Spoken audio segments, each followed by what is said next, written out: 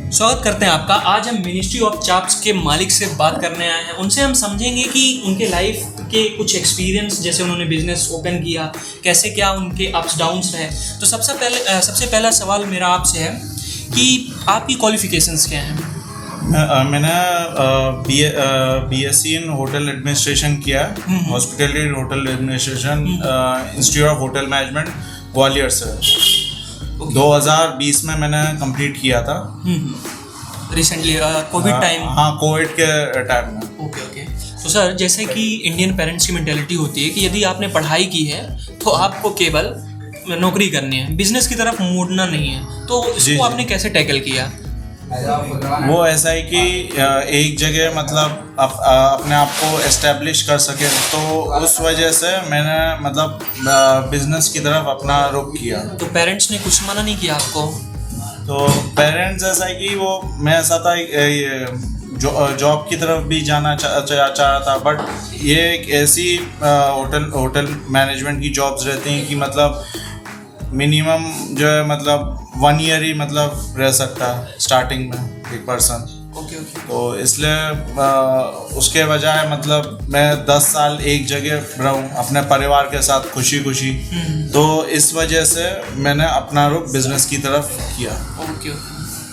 तो आपने जब बिजनेस स्टार्ट किया होगा तो बहुत सी समस्याएं होंगी, बट उनमें से सबसे बेसिक दिक्कत आई होगी कि फंड आपको कहाँ मिला होगा, क्योंकि बिजनेस के लिए पैसा बहुत ज़रूरी होता है। जी, बिजनेस स्टार्ट करना ऐसा है कि मतलब मेरे लिए इतनी प्रॉब्लम नहीं, क्योंकि मेरे बड़े ब्रदर हैं, वो भी इसी फील्ड में थे। उनका भी एक रेस्टोरेंट था यहाँ गुलमोहर में। हाँ। मतलब चाप्स का। तो मतलब उन्होंने थोड़ी मदद की। एंड फंड्स ऐसा है कि मतलब ये ऐसा है कि ज़्यादा फंड्स नहीं लगे, मिनिमम फंड्स ही लगे, क्योंकि ऐसा था कि ये ज़्यादा लार्ज स्केल पे तो मैं कर नहीं रहा था। तो उस वजह से मतलब ये नॉमिनल रहा था मेरा इतना मतलब फंड्स की इतनी प्रॉब्लम नहीं। उस समय मतलब जब आपने स्टार्ट किया होगा तो कितने मतलब फंड पे आपने स्टार्ट किया था? कुछ एस्पेक्ट, कोई रेशियो? मेरा मतलब हाँ 9 लाख के करीब लग गया था शुरुआत में। कितने एम्प्लॉयज से शुरू किया था आपने? मैंने शुरुआत की थी 3 एम्प्लॉयज से। हाँ। मतलब ऐसा है क्योंकि हमारे जो ज़्यादातर एम्प्लॉयज़ हैं वो हैं यहाँ के, क्या बोलते हैं, उत्तराखंड और उत्तर प्रदेश साइड के। तो जिन्हें मतलब जो मतलब चाप अच्छी तरह बनाना जानते हैं। तो इनिशियल डेज में, जैसे इनिशियल जब आपने शुरू किया होगा तो ऐसा हुआ कि कस्टमर बेस बना नहीं होगा आपका, है ना? स्टार्टिंग में ऐसा हुआ होगा कि महीने भर कस्टमर एकदम बहुत मिनिमम आते रहे होंगे। तो उस टाइम को आपने कैसे मैनेज किया? क्योंकि आदमी इस समय डिमोटिवेट हो जाता है 1 महीने के अंदर या कि 2 महीने 3 महीने, मतलब एक रेशियो कस्टमर का कम रहता है इनिशियल लेवल पर। वो ऐसा है कि कस्टमर का एक्सपीरियंस जो है, मैं जब से होटल में जॉब किया तब से ही मुझे वो एक्सपीरियंस था। क्योंकि कोविड टाइम में ऐसा था कि बड़े होटल्स में मतलब जब मैंने जॉब किया तब ऐसा है कि पूरा दिन भर हो जाता था, तो बहुत कम गेस्ट आते थे।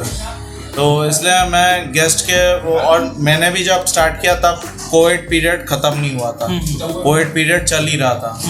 तो इस वजह से मैं मतलब जितने भी कस्टमर आए खुशी से खा के जाए, तो उस वजह से मतलब मैं इतना वरीड नहीं था। बट धीरे धीरे करके जोमेटो भी स्टार्ट हो गया हमारा, तो कस्टमर बेस बन गया था। कितना टाइम लगा होगा ये कस्टमर बेस बनने में?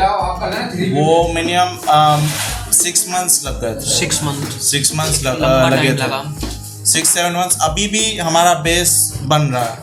हम ये नहीं कहेंगे कि हमारा बेस अभी एस्टेब्लिश हुआ है, क्योंकि हम जो है फ्रेंचाइज रेस्टोरेंट है।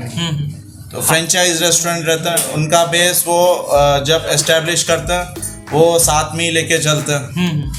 बट हम लोग का ऐसा नहीं है। हम लोग जो है प्राइवेट रेस्टोरेंट है, तो हम लोग ऐसा है कि 5-10 साल भी हमें लग जाए तो हमारा बेस हम लोग को बेस एस्टेब्लिश करने में टाइम लगेगा ही। मतलब कस्टमर्स की एक्सपेक्टेशन मैच करने में हमें टाइम लगेगा। बिल्कुल। और ये एक अच्छे बिजनेस की जी, जी, जी। सक्सेसफुल होने का यही जी। रास्ता भी है। तो जैसे कि आपने बताया कि उस समय आपने 3 एम्प्लॉय से चालू किया था और अभी अभी जो 5 ही है, क्योंकि ऐसा है 5 कि मतलब जो मतलब रहता है 5 एम्प्लॉयज़ में मतलब इनफ रहता है। 5 एम्प्लॉयज़ पे 5 एम्प्लॉयज़ इनफ रहता है फॉर QSR रेस्टोरेंट, मतलब क्विक सर्विस रेस्टोरेंट है हमारा, हाँ 10 कवर्स का। तो उसमें ऐसा है कि 5 एम्प्लॉयज़ इनफ रहता है। एंड ज़्यादातर हमारा ऑनलाइन रहता है जोमेटो पे, तो इस वजह से मतलब ज़्यादा एम्प्लॉयज़ रखने की हमें ज़रूरत नहीं पड़ती। जैसे सर्विस में F&B सर्विस में हमें एक स्टाफ ही मतलब रिक्वायर्ड रहता है। तो मेरा नेक्स्ट सवाल आपसे ये है जी कि एक टीम को लीड करना, मतलब 5 लोग आपके साथ में काम कर रहे हैं अभी, तो कहीं ना कहीं कुछ ऊपर नीचे होता होगा, बहुत सारी दिक्कतें आती ऊपर नीचे होता रहता है है, ना? देन दिक्कत भी आती है। हाँ शुरुआत में ही दिक्कत आई थी कि मतलब जो एक शेफ थे वो मतलब उन्हें मतलब वो चले गए शुरू में, मतलब वो उन्होंने देखा है कि गेस्ट यहाँ ज़्यादा हैं तो हैंडल नहीं कर पाए, अच्छा। वो चले गए थे शुरू में। तो उन दिनों थोड़ी दिक्कत आई, दिन 10-15 दिन बाद आई गया था। तो फिर ये बात थी नवंबर 2021 के तो आपने फिर आसपास। दूसरी हायरिंग की, मतलब तो मुझे दूसरा हायर करना पड़ा ओके उस समय। Okay okay. तो अभी नहीं, अभी जो है थोड़ा स्टेबल है, जो हमारा स्टाफ है वो मतलब अभी स्टेबल है। एक बहुत ही इम्पोर्टेंट क्वेश्चन पे चलते हैं, जो कि ये है कि बहुत से हमारे दोस्त हैं जो कि बिजनेस स्टार्ट करना तो चाहते हैं, बट फैमिली का इशू आ जाता है, फंड का इशू आ जाता है, जिसकी वजह से उनके पास सिर्फ नौकरी करना ही एक ऑप्शन बच जाता है। तो उनके लिए आप क्या बोलना चाहेंगे कि हताश ना हो, कैसे क्या आप? जी वो ऐसा है कि ये लाइन ऐसी है कि मतलब कुछ साल का एक्सपीरियंस तो चाहिए ही रहता है।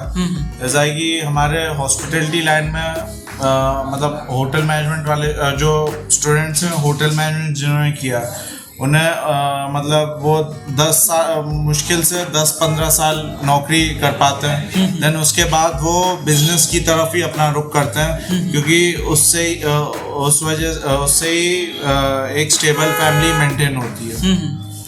तो इसलिए बिजनेस एक सही तरीका है, क्योंकि ऐसा है कि होटल्स में ऐसा ही कुछ जगहों पे मतलब मेट्रो सिटीज़ में 15-16 घंटे नौकरी करनी पड़ती है, जो जिसमें बहुत दिक्कत आ जाती है हमारे मतलब फील्ड के लोगों को। तो इसलिए उसमें ऐसा है कि परिवार डिस्टर्ब होता है। बिल्कुल। जो मतलब सिंगल चाइल्ड है, जैसे मैं सिंगल चाइल्ड था, तो उनके पेरेंट्स को परेशानी हो जाती है। तो इसलिए क्या बोलते हैं, बिजनेस एक सही ऑप्शन है हम लोग के लिए। बिल्कुल। तो इससे ये हो जाएगा कि आप अपने जहाँ लोकल अपना चाह रहे हैं आप वहाँ जी भी कर सकते हैं। वो अपने स्थान पे वो रह के बिजनेस कर सकते हैं। उन्हें ऐसा है कि इधर उधर जाने की ज़रूरत नहीं है। जहाँ बोल रहे हैं फंड्स की बात, तो ऐसा है कि कुछ साल नौकरी करके वो फंड्स इकट्ठा कर लेते हैं। और ऐसा है कि जैसे परिवार में कई लोगों के पेरेंट्स हैं वो अच्छे बिजनेस फील्ड में, तो वो उन्हें मतलब इतनी परेशानी नहीं होती। यदि किसी के पेरेंट्स कोई मतलब मिडिल क्लास बैकग्राउंड से, मतलब वर्किंग बैकग्राउंड, मिडिल क्लास नहीं बोलूँगा, वर्किंग बैकग्राउंड से, तो उन्हें ऐसा है कि कुछ समय लग सकता है।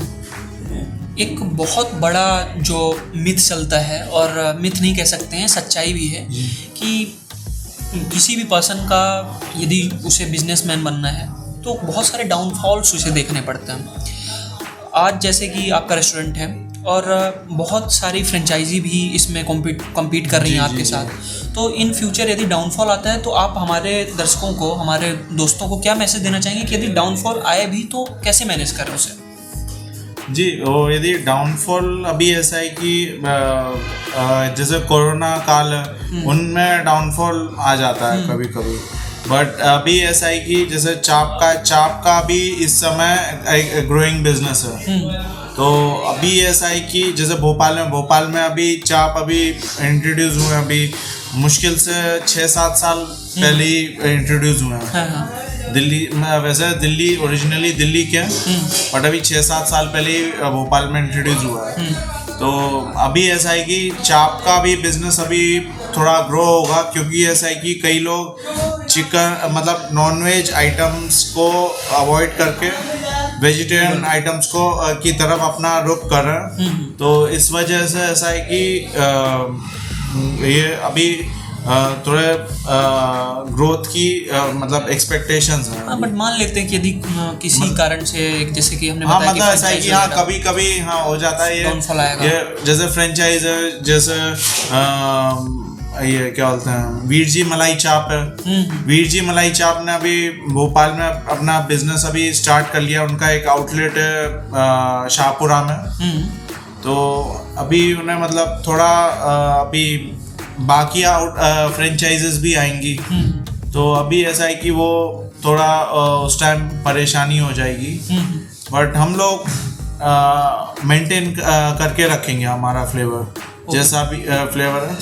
एंड फ्यूचर में ऐसा है कि फ्रेंचाइज का हमारा कोई स्कोप नहीं है, क्योंकि ऐसा है कि सिंगल आउटलेट को मेंटेन रखना वही हमारा मेन क्राइटेरिया है।